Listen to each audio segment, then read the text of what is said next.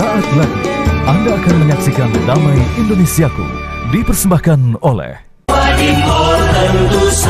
Wadimor, tentu sarung kita.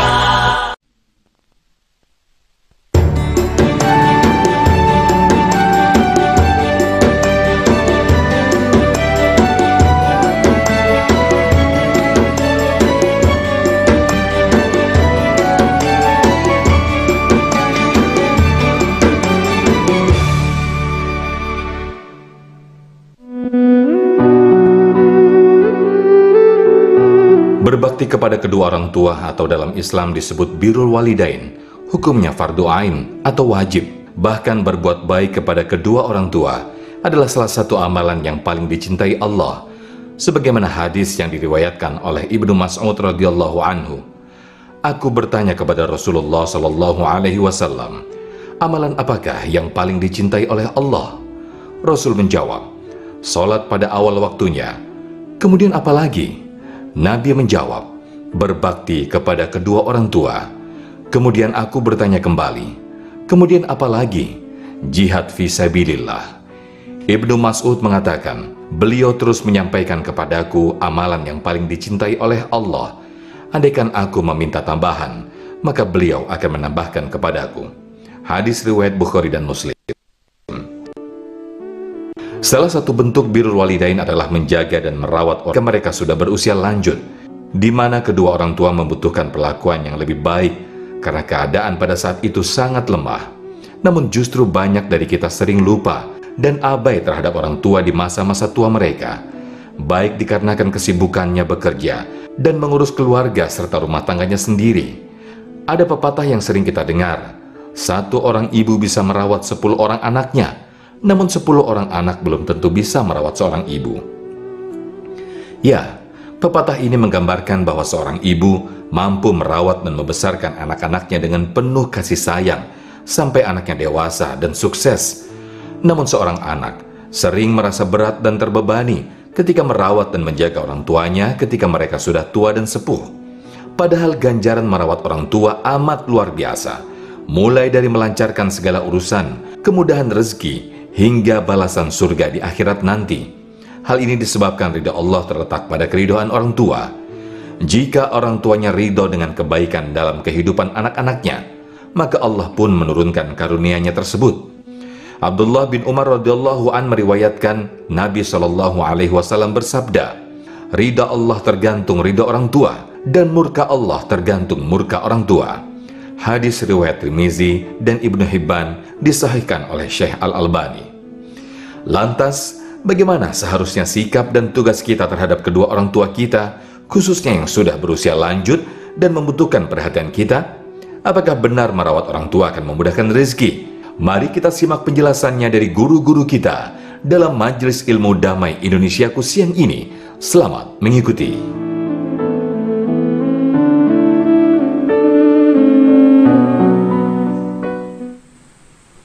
Assalamualaikum warahmatullahi wabarakatuh.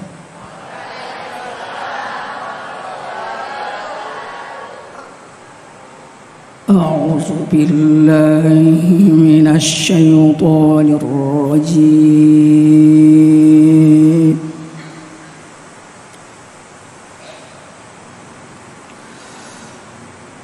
Bismillahirrahmanirrahim.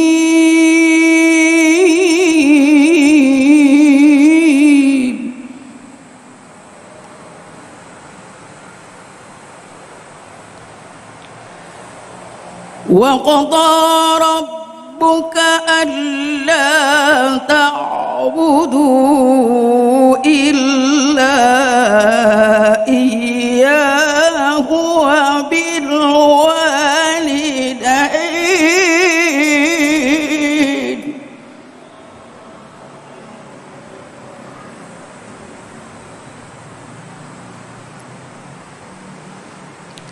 alla ta'budu illa iyyahu wa bil walidaini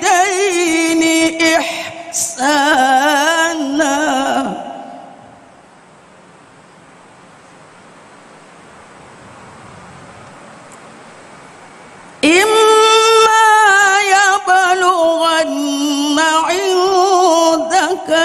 الكبر أحدهما أو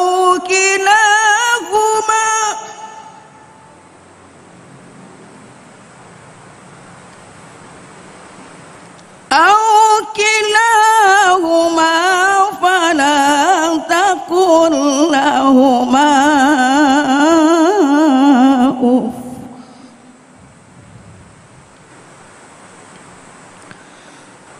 ولا تنهرهما وقل لهما قولا كريما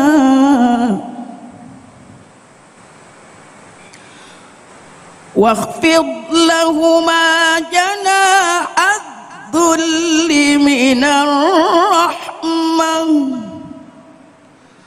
وقل رب ارحمهما كما ربياني صغيرا صدق الله العظيم. Wassalamualaikum warahmatullahi wabarakatuh. Bismillahirrahmanirrahim. Assalamualaikum warahmatullahi wabarakatuh.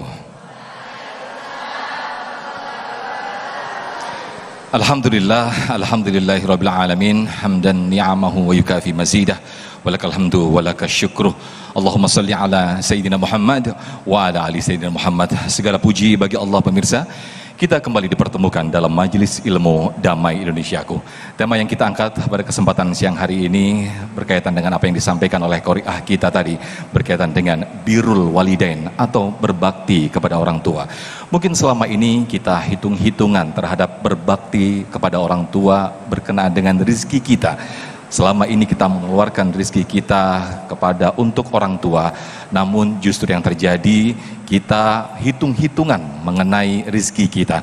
Nah, itulah yang kita angkat pada kesempatan siang hari ini, yaitu rezeki merawat orang tua. Insya Allah, alhamdulillah telah hadir guru-guru kita yang akan memberikan tausiah kepada kita.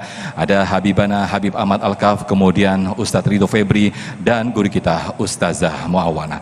Pemirsa, disiarkan langsung dari Masjid Alawiyah, Jalan Raya Jatiwaringin, Jati Cempaka, Pondok Gede, Bekasi, Jawa Barat. Inilah Damai Indonesiaku yang dipersembahkan oleh Sarung Wadimor, tentu sarung kita. Selamat mengikuti. Bismillahirrahmanirrahim. Assalamualaikum warahmatullahi wabarakatuh. Amin ya rabbal alamin. Subhanallah wa bihamdi, subhanallahil azim. Adada khalqihi wa ridha nafsihi wa zinata arsyihi wa midada kalimatihi. Asyhadu an la ilaha illallah wa asyhadu anna Muhammadar Rasulullah. Allahumma salli ala Sayyidina Muhammad. Assalamu alayka ya Rasulullah sallallahu alaihi wasallam wa ala alihi wa ashabihi wa man tabi'ahum bi ihsan ila yaumiddin. Rabbi a'udzubika min hamazati syayatin wa a'udzubika rabbi ayahdurun. Subhanaka la ilma lana illa ma 'allamtana innaka antal alimul hakim. Sadaqallahul azim wa sadaqa Rasulullah sallallahu alaihi wasallam. Pertama-tama yang sangat saya hormati dan saya cintaikan Allah, Ayahanda Habib Ahmad Al-Kaf. Semoga beliau beserta keluarga senantiasa dalam limpah curah rahmat, ampunan, hidayah, berkah serta ridho dari Allah Subhanahu wa taala. Ada juga guru kita semuanya yang saya hormati, Ustazah Muawana. Semoga beliau beserta keluarga senantiasa dalam limpah curah rahmat, ampunan, hidayah, berkah serta ridho dari Allah Subhanahu wa taala. Para ayah bunda semua jamaah, bunda, saya mau bertanya dulu. Menjadi seorang ibu itu berat enggak? Susah enggak? Capek enggak? Dan Masya Allah, ini luar biasa. Allah berfirman di Quran surat Luqman surat ke-31 ayat ke-14. Allah berfirman tentang apa? Bagaimana Allah menasehati kita para anak untuk bisa memuliakan ibu secara khusus dan secara umum adalah orang tua. Di dalamnya juga ada seorang ayah yang juga dikuatkan oleh hadis Nabi sallallahu alaihi wasallam tentang kedudukan ibumu, ibumu, ibumu lalu ayahmu.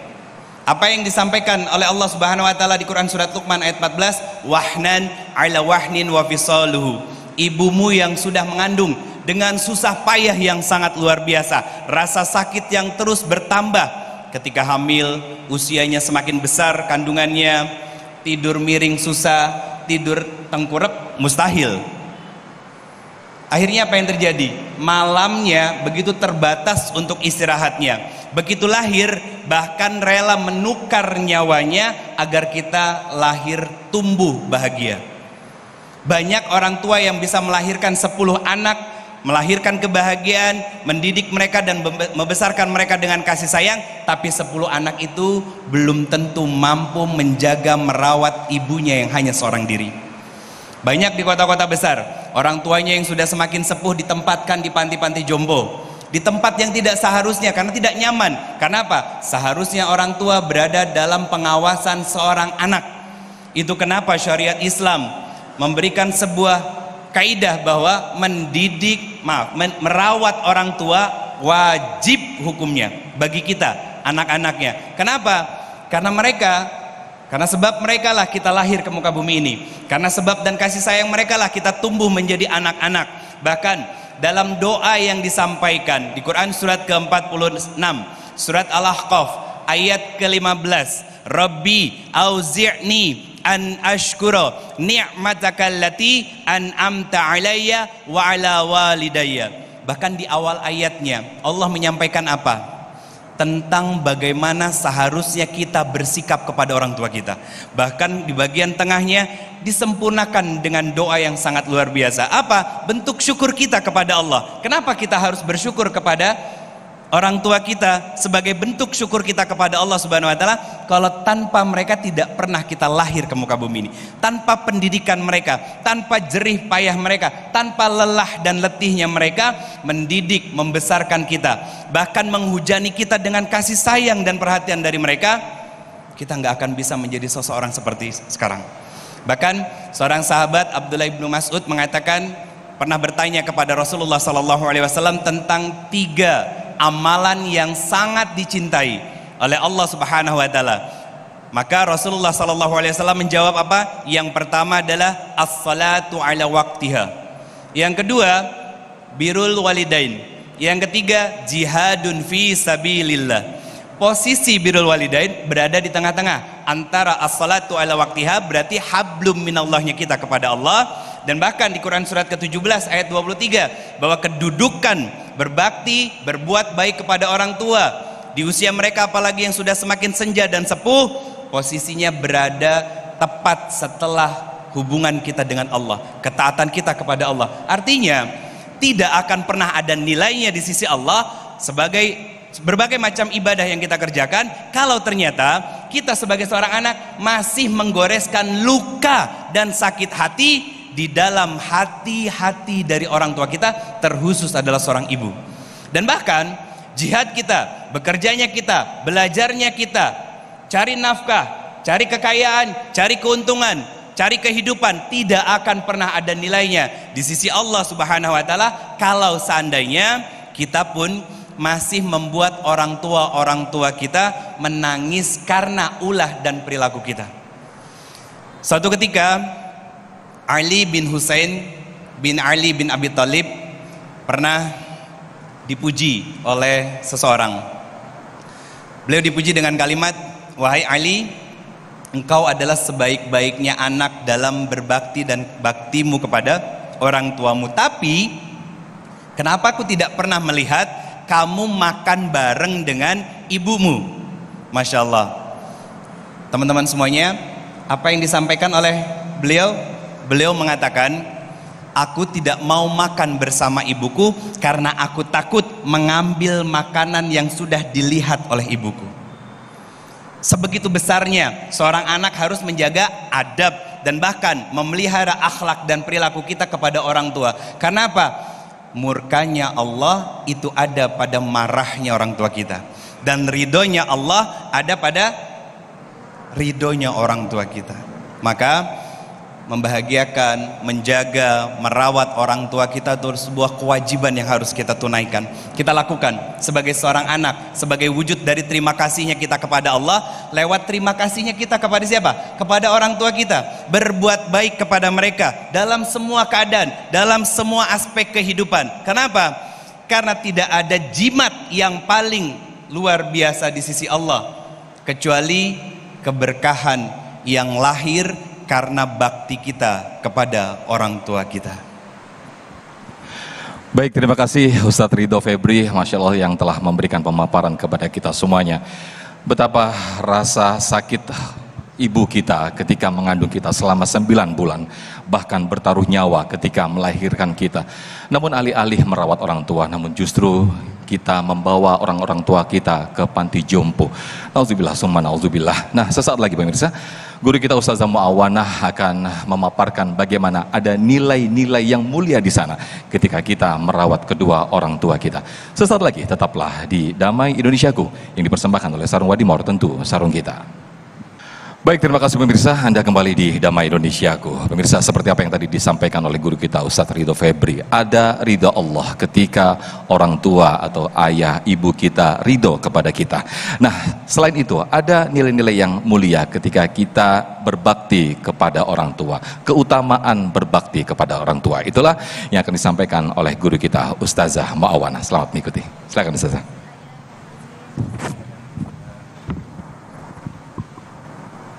Bismillahirrahmanirrahim. Assalamualaikum warahmatullahi wabarakatuh.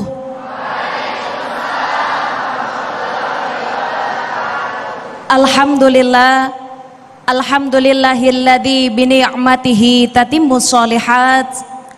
Wassalatu wassalamu ala sayyidina Muhammadin Sayyidi Sadat wa ala alihi wa sahbihi ila yaumil muhasabat. Subhanaka la ilma lana illa ma 'allamtana innaka antal alimul hakim. Rabbi shrah li sadri wa yassir li amri wahlul 'uqdatam bil lisani yafqahu qawli, amma ba'du. Yang kami hormati guru-guru kami yang alhamdulillah telah hadir di Majelis Damai Indonesiaku. Kita doakan guru-guru kita mudah-mudahan Allah berikan sehat panjang umur, ilmu-ilmu yang akan diberikan mudah-mudahan menjadi manfaat dunia wal akhirah. Amin ya rabbal alamin. Terima kasih kepada Ustaz Sofyan yang telah memberikan waktu dan kesempatannya pada saya. Yang berbahagia ummahat, ibu-ibu, bapak-bapak, jamaah Damai Indonesiaku, Masjid Alawiyah, yang mudah-mudahan semuanya dalam keadaan sehat walafiat. Syukur alhamdulillah hari ini kita dapat berkumpul untuk niat tholabul ilmi. Mudah-mudahan pulang dari sini kita dapat ilmu yang manfaat dan mudah-mudahan dosa-dosa kita diampuni oleh Allah Subhanahu wa taala. Karena salah satu hadis kata Nabi, barang siapa yang niat untuk tholabul ilmi sebelum dia melangkah, maka dosanya sudah diampuni. Amin ya rabbal. Tadi guru kita sudah menjelaskan bagaimana sosok seorang tua, baik ayah maupun ibu. Ayah sebagai orang tua yang memberikan nafkah untuk kita. Ibu sebagai orang yang telah mengandung kita. Sebab adanya orang tua maka ada seorang anak. Gak ada di dunia ini tiba-tiba atau ujuk-ujuk ada anak kalau gak ada orang tua. Betul? Makanya seorang ibu mengandung lamanya sampai 9 bulan. Allah katakan dalam Al-Quran, falamma tagosyaha hamalat hamlan khafifan famarrat bih falamma athqalat da'awallah al-ayah. Allah katakan seorang ibu ketika mengandung awalnya mudah, awalnya ringan, pakai baju apa aja pantes, betul? Tar kalau udah 9 bulan kira-kira pakai jeans enak apa kagak?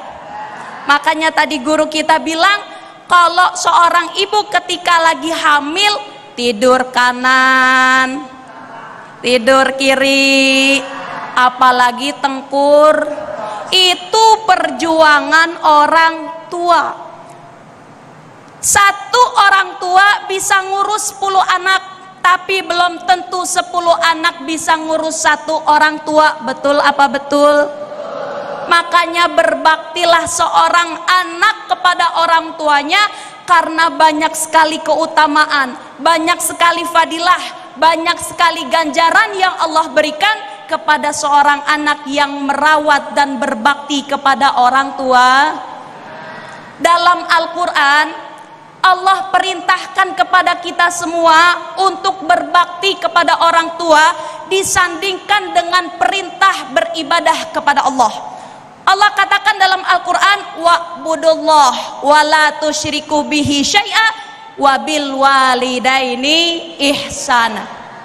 Beribadah kepada Allah termasuk hablum minallah, hubungan kita kepada Allah. Wa la tusyriku bihi syai'a, jangan menyekutukan Allah dengan suatu apapun, itu termasuk hablum minallah. Bagaimana hablum minannasnya? Wabil walidaini ihsana. Kalau kayak pengen hidup kita enak, hubungin yang dua. Satu, berhubungan kepada Allah. Yang kedua, berhubungan kepada makhluk-makhluknya Allah, terutama orang tua kita. Zaman sekarang kira-kira ada gak anak yang ngelawan sama orang tua? Yang mana anaknya? Ada apa enggak di sini? Kita doain anak-anak kita biar pada berbakti, amin ya rabbal. Kita berharap pengen punya anak yang soleh soleha, betul ibu? Betul bapak? Sebelum anak kita keluar, doa kita selalu kita panjatkan. Mau tidur kita usap perut kita, Robbi habli minas solihin, padahal tuh anak belum keluar.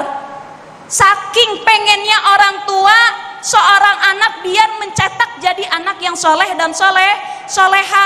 Zaman sekarang yang namanya berbakti makin lama makin miris, makin lama makin hilang. Betul?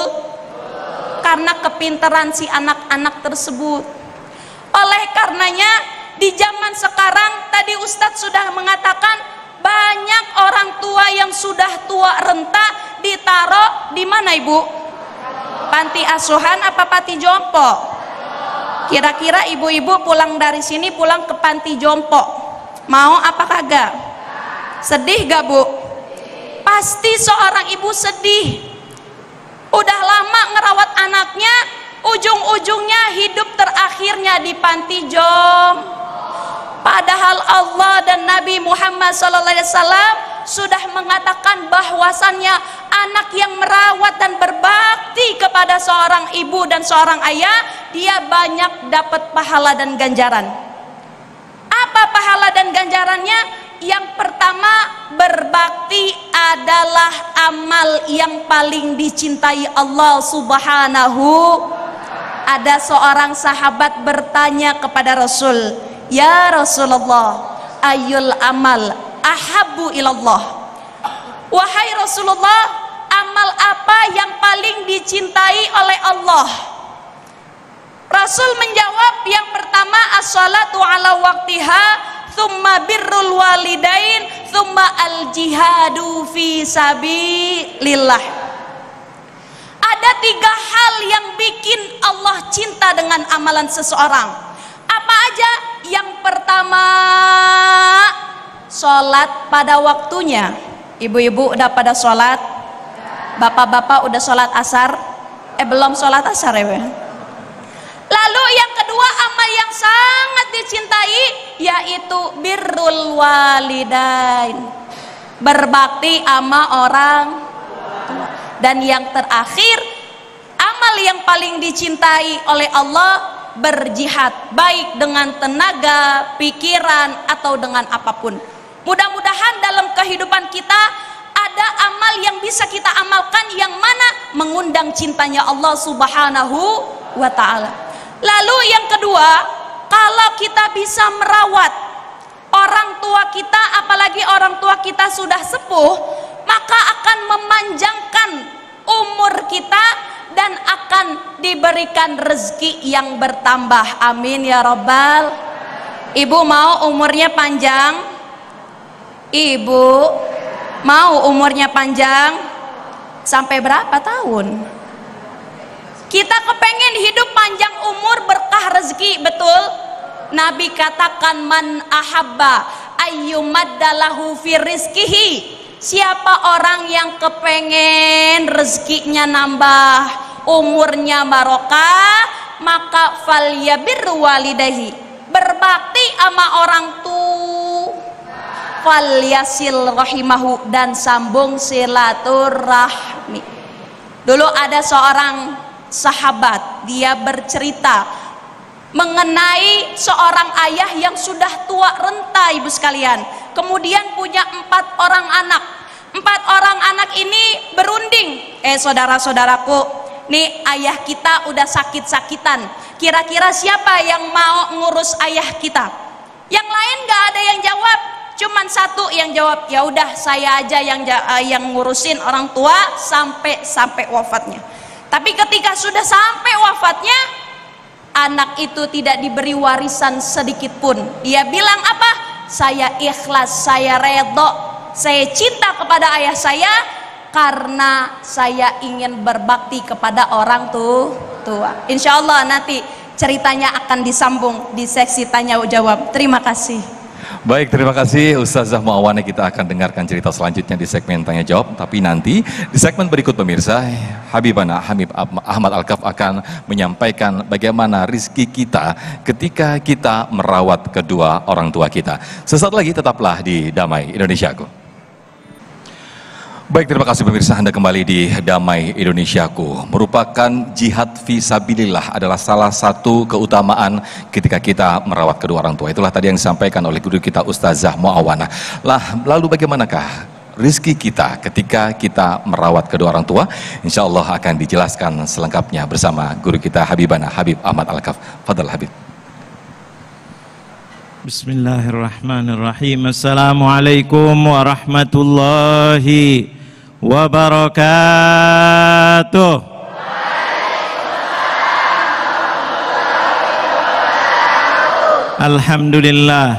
Alhamdulillahi rabbil alamin, wassalatu wassalamu ala asyrafil mursalin sayyidina wa maulana Muhammad, tibbil qulubi wa dawaiha wa afiyatil abdani wa shifaiha wa nuril absari wa dhiyaiha wa qutil arwahi wa ghidhaiha wa ala alihi wa sahbihi wa man tabi'ahu bi ihsanin ila yaumiddin. Amma ba'du. Yang saya muliakan guru-guru mulia, Ustaz Ridha, Ustazah Muawana, juga sahabat saya Ustaz Sofyan, yang mudah-mudahan semuanya dimuliakan oleh Allah Subhanahu wa taala. Wabil khusus jamaah Masjid Alawiyah yang diambil dari Tuti Alawiyah mungkin almarhumah, mudah-mudahan bapak-bapak, ibu-ibu semuanya dimuliakan oleh Allah Subhanahu wa taala. Wa khusus pemirsa Damai Indonesiaku dimanapun Anda berada, mudah-mudahan senantiasa dimuliakan dan disayangi oleh Allah Subhanahu wa taala. Alhamdulillah, hari ini luar biasa Damai Indonesiaku. Hari ini temanya sangat-sangat luar biasa, tentang berbakti kepada orang tua. Ini ada 2 hal yang bertepatan dengan kira-kira besok ini di otak bangsa Indonesia mau nonton TV, nonton apa besok? Tanggal 4, debat. Ibu-ibu tahu debat. Ini temanya sangat pas sekali, luar biasa. Karena debat itu penuh dengan etika. Ini adalah etika akhlak yang diajarkan oleh baginda Nabi Muhammad. Tidak ada yang melebihi daripada ibadah kepada Allah, tauhid kepada Allah, kecuali berbakti sama orang. Betul apa betul? Nanti kita akan bahas etika-etika yang sangat luar biasa. Yang kedua, ini adalah tujuannya kita belajar, pendidikan. Besok diantaranya debat adalah permasalahannya masalah pendidikan. Betul apa betul? Luar biasa, mudah-mudahan ini bermanfaat untuk semuanya. Ini luar biasa, subhanallah. Tadi kita sudah tahu diantaranya adalah di dalam birrul walidain. Tadi kita dengar banyak hadis, diantaranya adalah untuk mudah mendapatkan rezeki. Selalu dalam debat dari awal sampai akhir, ekonomi, ekonomi, ekonomi. Betul atau betul? Bangsa mau maju, ekonominya supaya maju. Ekonomi maju harus dari rumah tangga maju. Betul apa betul? Bagaimana untuk mendapatkan? Tadi diberitahu oleh Rasulullah bahwa siapa yang ingin rezekinya diluaskan oleh Allah, diluaskan artinya tambah banyak, tambah berkah, maka dengan apa diantaranya? Falyabir walidayh, berbaktilah kepada ibu dan ayah. Percaya apa tidak? Lihat Al-Quran, begitu indahnya Al-Quran. Ada 30 juz Al-Quran, suratnya ada 114 surat. Di antara surat yang paling panjang adalah surat apa kira-kira? Betul, Al-Baqarah. Wah, berarti ini ngaji-ngaji semuanya. Surat Al-Baqarah, orang orientalis ngeledek orang Islam, menghina, katanya Quran hebat, katanya Quran dunia akhirat, katanya Quran bisa mengajarkan yang dulu, yang sekarang dan yang akan datang. Kok surat yang paling panjang namanya Baqarah? Tahu Baqarah? Apa? Tuh, masa surat yang mulia namanya surat sapi betina? Hei, dengarkanlah rahasia di antara. Di dalam surat ini ada rahasia yang sangat luar biasa. Apa di situ? Rezeki mengalir. Rezeki Allah berikan nama surat ini namanya surat Al-Baqarah. Ada kisah luar biasa. Guru mulia saya di Mekah, Profesor Dr. Sayyid Muhammad bin Alawi Al-Maliki meriwayatkan dari ulama-ulama ahli tafsir mengambil dan menceritakan jangan main-main dengan Al-Quran.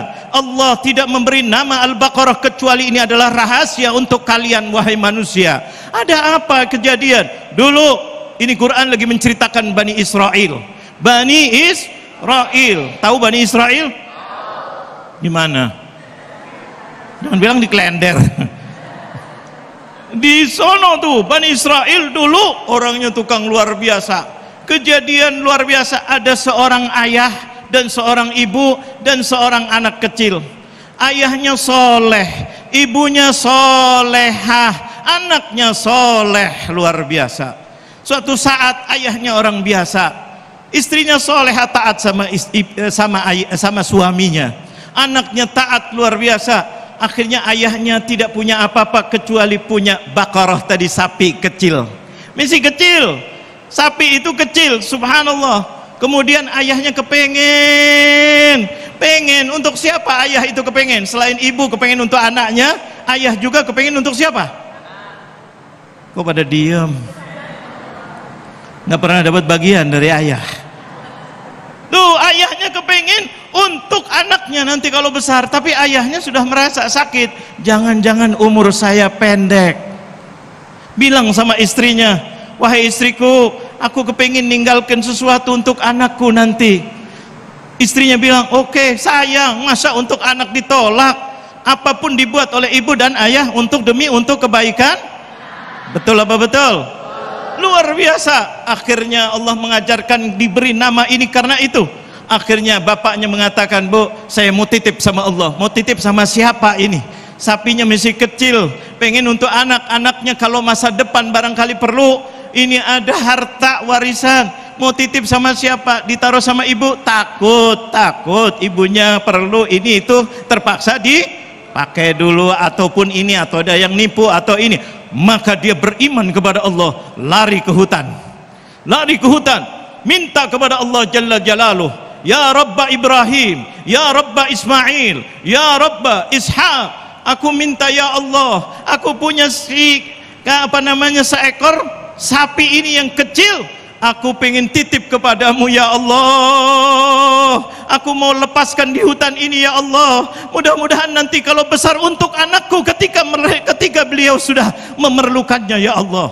Maka dilepaskannya, sapi itu langsung lari ke hutan, lepas, liar, subhanallah. Suatu saat ibunya hidup dan ayahnya kemudian tidak lama meninggal dunia. Ibunya hidup bersama anaknya yang masih kecil, disayang oleh ibunya, didoakan, makan ala kadarnya. Anaknya sudah mulai mencari kayu bakar tiap hari cari kayu bakar, dijual untuk apa? Untuk makan, untuk ini, untuk itu. Ibunya sudah mulai lihat kepada anaknya besar, anaknya soleh. Kalau malam dibagi 3 waktunya, cari untuk ibadah, dan untuk apa lagi? Untuk tidur sepertiga untuk ibadah, sepertiga duduk di kepala ibunya. Untuk apa? Membantu ibunya. Subhanallah, tiap malam ibunya sudah mulai besar. Anaknya mengatakan, "Nak, dulu ayahmu meninggalkan warisan, kamu sudah besar, di mana Bu? Mana warisannya? Mungkin perlu untuk nikah, untuk ini." Maka ibunya mengatakan, di hutan katanya. Di hutan. Bagaimana? Kamu jangan takut, buat seperti ayahmu buat. Subhanallah, ini luar biasa. Cuma karena kisahnya panjang sedikit, maka kita sampai di sini dulu. Mudah-mudahan nanti ada waktu kita sambung lagi, insya Allah. Insya Allah, Masya Allah, luar biasa sekali. Ini saya yakin penasaran para jamaah atas kisah dan juga hikmah yang sangat luar biasa sekali apa yang disampaikan oleh guru kita Habibana.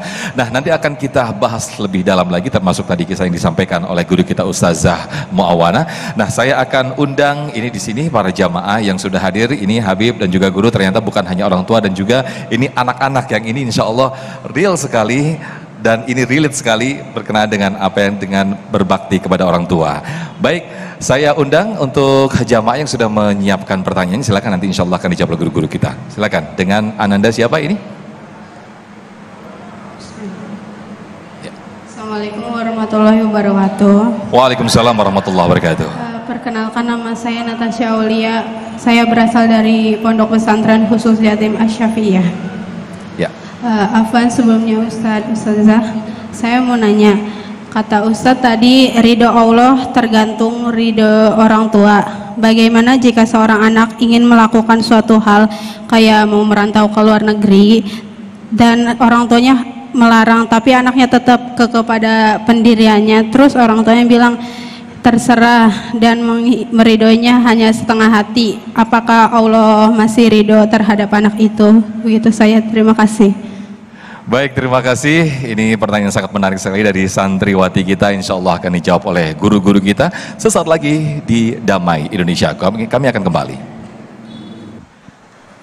Baik, terima kasih pemirsa, Anda kembali di Damai Indonesiaku. Menarik tadi apa yang disampaikan atau ditanyakan oleh santriwati kita adalah Tasya, bagaimana Ustadz dan juga Habib dan juga Ustazah ketika kita ingin merantau dengan tujuan belajar ataupun mungkin bekerja, namun ada ridho orang tua yang mungkin tidak sepenuhnya. Ini bagaimana menanggapinya? Karena ridho Allah fi ridhul walidin wa sukhtul fi sukhtul walidin. Silakan Ustadz Ridho.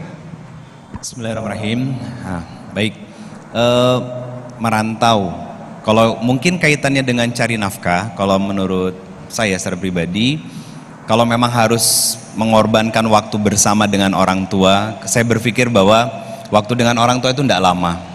Kalau harus dikorbankan hanya untuk mengajar sebuah nilai materi dunia, maka bakti kita sama orang tua tidak pernah bisa dinominalkan dan diangkakan.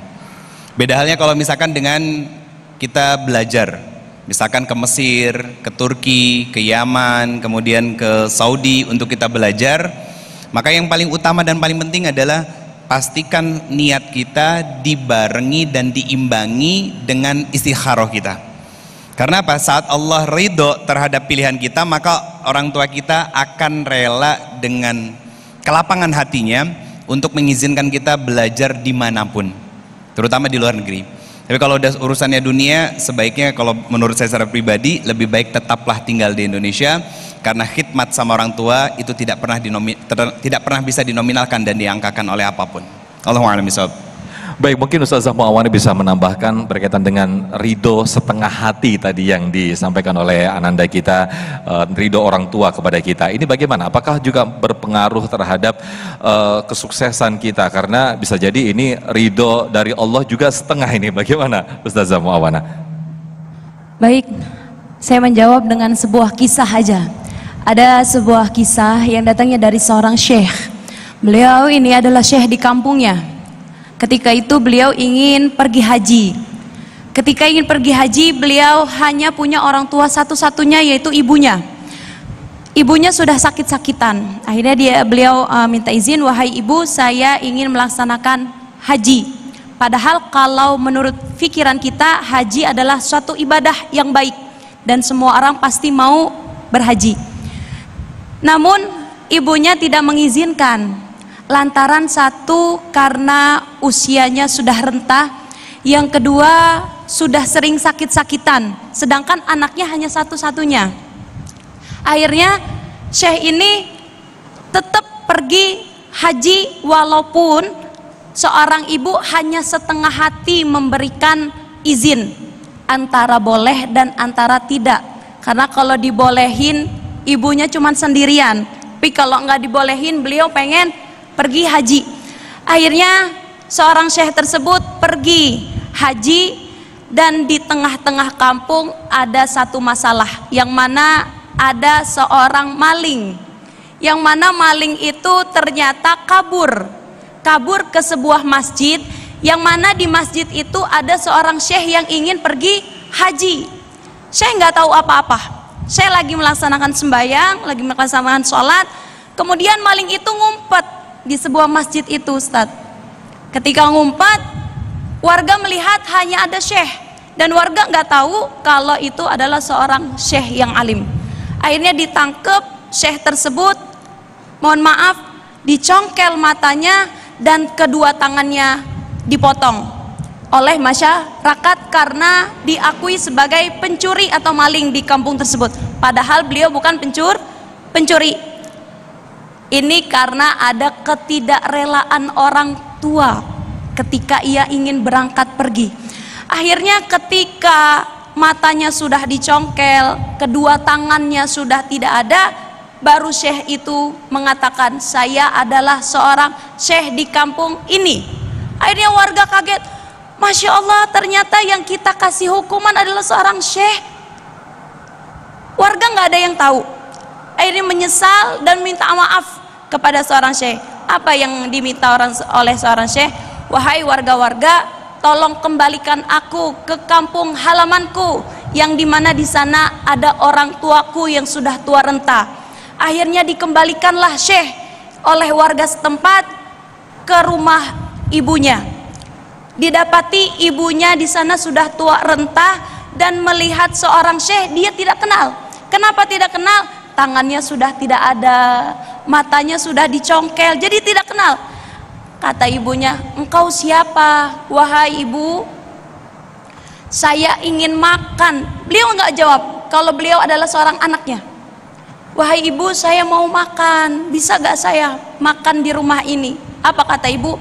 Saya ada makanan, tapi saya berdosa kalau saya nyuapin engkau, karena engkau bukan siapa-siapa. Karena dia belum mengaku kalau dia adalah seorang anaknya.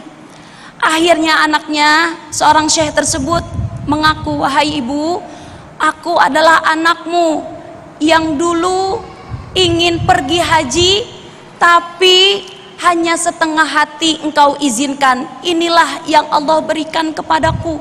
Wahai anakku, padahal setiap doa, kata seorang ibu itu, aku selalu bilang sama Allah, ya Allah, kasihlah ujian kepada anakku agar anakku kembali kepadaku. Akhirnya Allah uji anaknya, dicongkel matanya, tangannya sudah ada, dikasih ujian, akhirnya dikembalikan kepada ibunya. Itulah sedikit cuplikan, sedikit gambaran, walaupun hanya setengah hati orang tua mengizinkan, lebih baik kita menurut kepada orang tua. Karena dengan adanya nurut dan ridhonya orang tua, insya Allah ridhonya Allah juga akan ada di sana. Wallahu a'lam bishawab. Amin, amin. Baik, terima kasih Ustazah Muawana atas kisah yang sangat luar biasa sekali. Berikutnya saya undang jamaah untuk kembali mengajukan pertanyaan. Ada Ananda atau Bapak Alif ini, silakan, boleh berdiri. Oke, Ananda santri Alif ini ya, silakan. Assalamualaikum warahmatullahi wabarakatuh. Waalaikumsalam warahmatullahi wabarakatuh. Perkenalkan, nama saya Rehan Subi Muhammad Alif. Afwan Ustadz Habib, Ustazah, saya izin bertanya, bagaimana cara kita berbakti kepada orang tua? sedangkan kedua orang tua kita sudah meninggal sejak kecil. Syukran Ustaz. Assalamualaikum warahmatullahi wabarakatuh. Waalaikumsalam warahmatullahi wabarakatuh. Masya Allah, Habib ini tadi yang bertanya dari tadi ini santri-santri ananda-ananda yang solih-solihah insya Allah ya. Nah, kita akan jawab Habib di segmen berikut.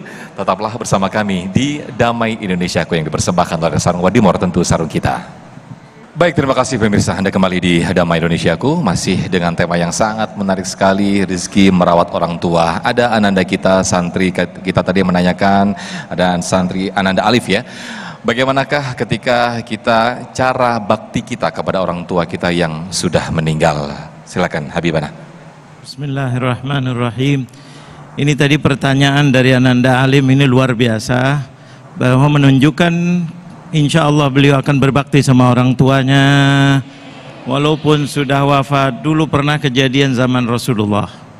Rasulullah menceritakan tentang hebatnya orang-orang yang berbakti sama orang tua. Rizkinya diberi mudah.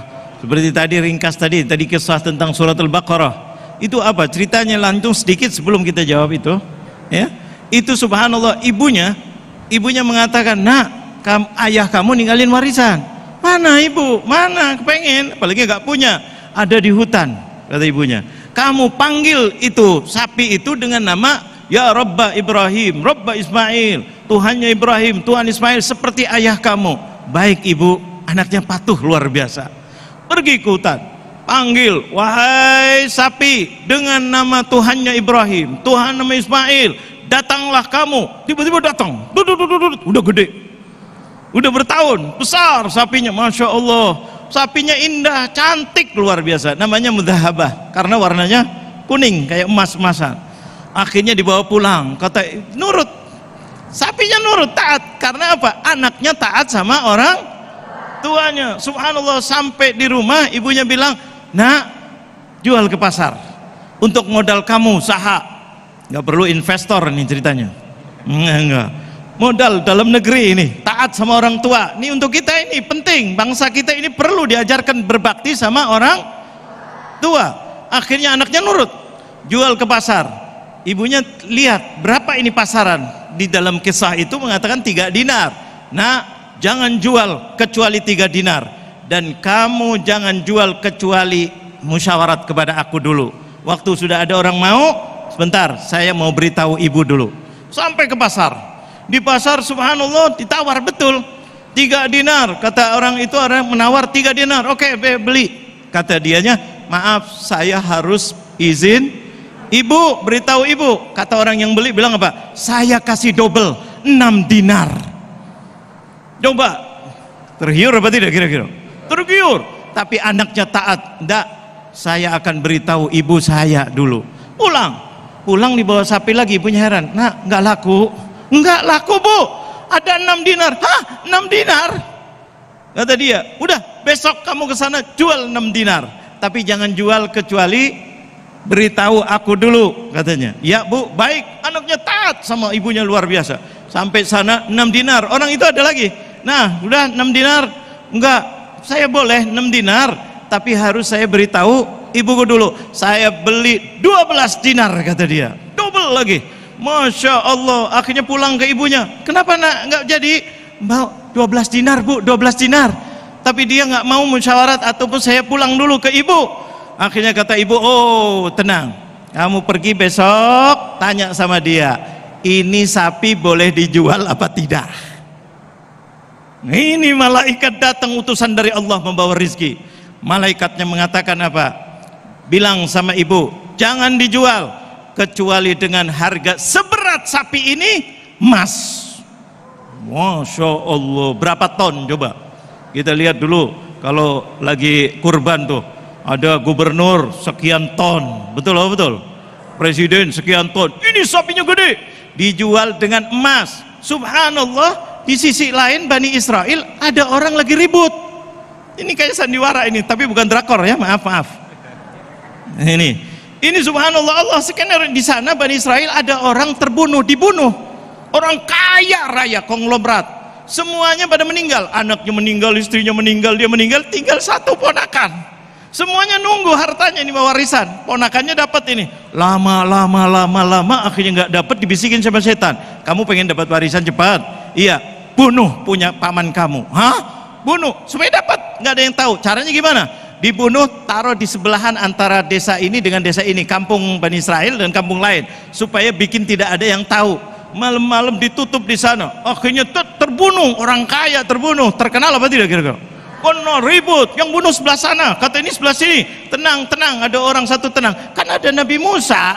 Tanya Nabi Musa. Nabi Musa itu suka tahu ada Allah, katanya ada Tuhannya. Tanya Nabi Musa. Di dalam surat Al-Baqarah ini ayat 67 sampai 71 itu kisahnya.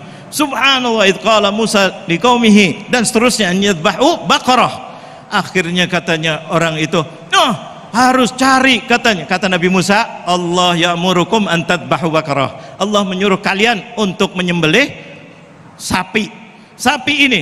Maka akhirnya kata Bani Israel, boleh beli sapi gampang, duitnya orang konglomerat yang mati. Urusan kumpul, cari. Tanya sama Nabi Musa, warnanya apa? Warnanya begini. Kata, terus ke sana, warna ini, tapi bingung lagi. Tanya lagi Nabi Musa, bagaimana sapinya? Oh, nggak pernah dipakai untuk bajak, nggak pernah. Akhirnya susah apa tidak kira-kira? Wah, susah, nggak dapat di pasar, nggak ada. Pas lewat di rumah itu, ini sapinya persis, warnanya kuning, tasurun nadirin, nggak pernah dipakai untuk bajak, nggak pernah ini pas. Akhirnya berebut ke situ semuanya ke situ. Bilang, Bu, nah ini sapi mau dijual nggak? Mau, tapi dengan seberat sapi ini emas. Hah, gila, katanya dia. Mau, nggak mau sudah, katanya dia. Mau jual. Orangnya ini berpikir, duit bukan duitnya. Kalau duit kan bukan duitnya, kira-kira ambur-amburan nggak kira-kira? Nah, itu yang penyakitnya itu, kalau nggak ada amanat ini. Kalau nggak ada amanat, ambur-amburan, duit bukan duitnya. Akhirnya dibilang, udah, gimana, ribut, mahal, kumpulin duitnya orang kaya konglomerat, dihitung, pas seberat sapi itu emas. Akhirnya mereka apa? Mau lihat Musa ini bener apa enggak. Kurang ajar nih Bani Israel. Akhirnya dibeli, udah beli aja. Masya Allah, anak yang miskin tadi jadi apa? Berkat apa? Taat sama orang tuanya, nurut, luar biasa, konglomerat. Akhirnya setelah itu dibeli, disembelih, dan bisa suruh sembelih, ambil sebagian, potongkan, tepukkan kepada si jenazah ini, si mayit ini, ditepuk, dia hidup kembali. Tanya kepada dia, siapa yang membunuh kamu? Dia kan tahu yang membunuh adalah ponakannya nggak dapat warisan.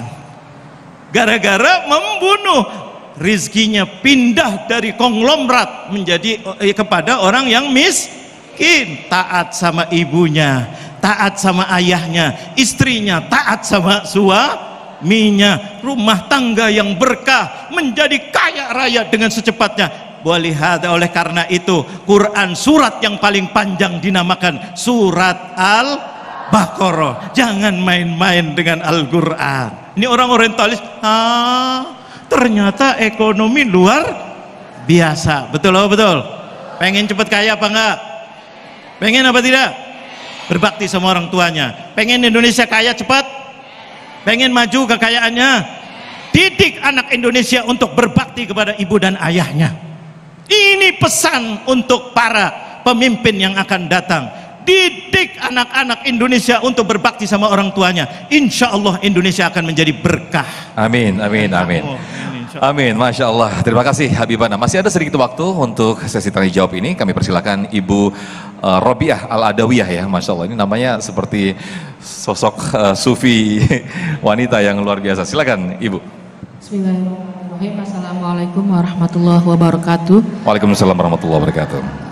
Nama saya Rabiatul Adawiyah, saya dari Majelis Taklim Kaum Ibu Asyafiyah hari Sabtu.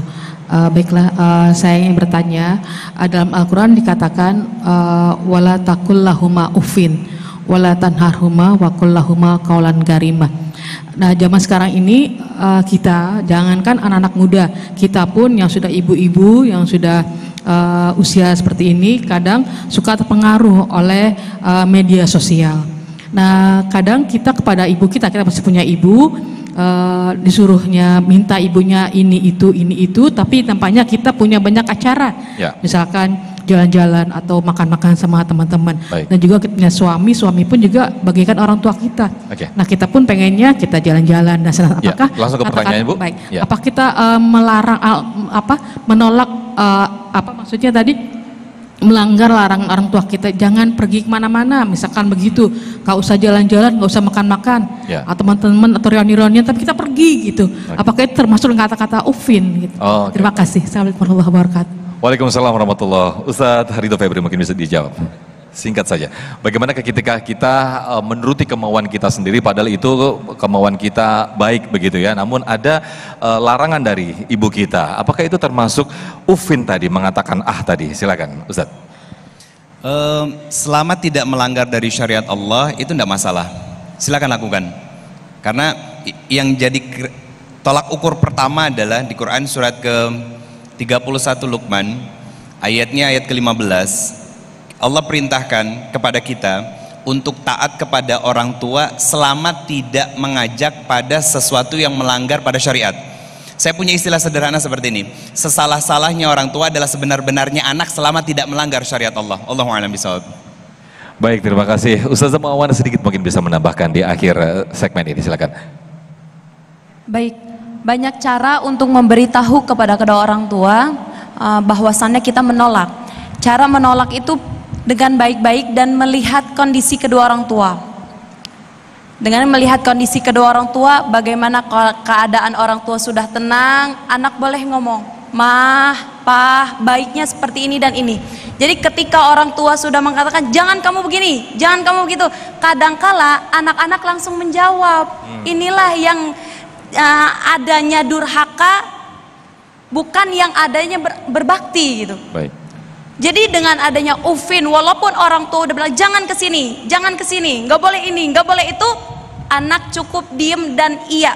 Nanti ada satu kondisi ya, ada kondisi yang baik, baru kita ngobrol baik-baik sama orang tua. Wallahu a'lam bishawab. Tetap mengedepankan etika begitu ya.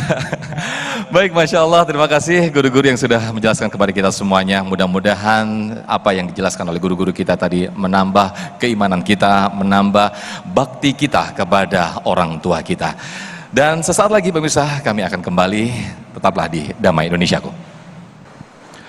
Baik pemirsa, tidak terasa kita sudah di penghujung waktu Damai Indonesiaku. Mudah-mudahan apa yang disampaikan oleh guru-guru kita menambah keimanan kita. Dan akhirnya saya Muhammad Sofyan serta Sarung Wadimor pendukung acara ini, Sarung Wadimor tentu Sarung Hitam, mengucapkan terima kasih. Wabillahi taufiq wal hidayah. Wassalamualaikum warahmatullahi wabarakatuh. Bismillahirrahmanirrahim. Mari kita ketuk pintu langit, berdoa kepada Allah. Mudah-mudahan di majelis ini kita dikabulkan doa oleh Allah. Ya Allah, alhamdulillah rabbil alamin. Allahumma salli wa sallim ala Sayyidina Muhammad wa ala ali Sayyidina Muhammad. Ya Allah, tataplah kami ya Allah, kabulkan doa-doa kami ya Allah. Ya Rabb, kami di negara Indonesia ya Allah, mudah-mudahan jadikan negara yang aman, nyaman, dan mudah-mudahan makin berkah ya Allah. Ya Rabb, khususnya anak-anak kami ya Allah, lembutkan hatinya ya Allah. Jadikanlah anak-anak yang soleh dan solehah ya Allah. Selamatkanlah anak-anak kami dari pergaulan bebas ya Allah. Ya Allah, agar makin besar makin sayang kepada ibu dan ayahnya ya Allah, agar makin besar makin taat kepada ibu dan ayahnya ya Allah.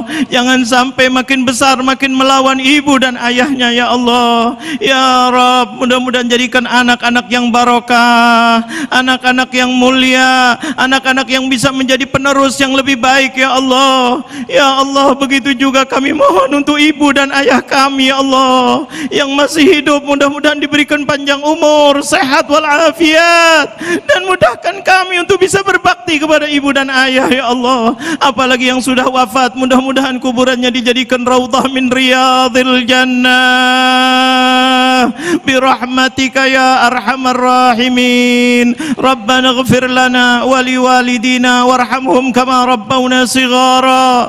Rabbana atina fid dunya hasanah wa fil akhirati hasanatan wa qina adzabannar. Wa sallallahu ala sayyidina Muhammadin nabiyil ummi wa ala alihi wa sahbihi wa sallam. Walhamdulillahi rabbil alamin.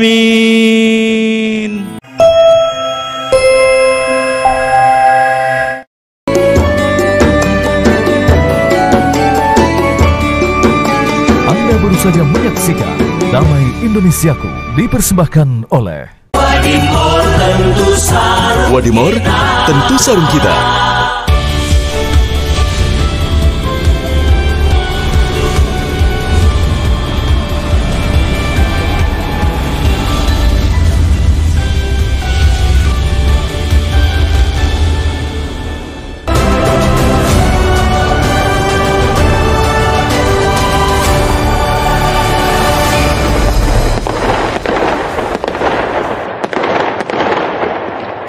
Dipersembahkan oleh, didukung oleh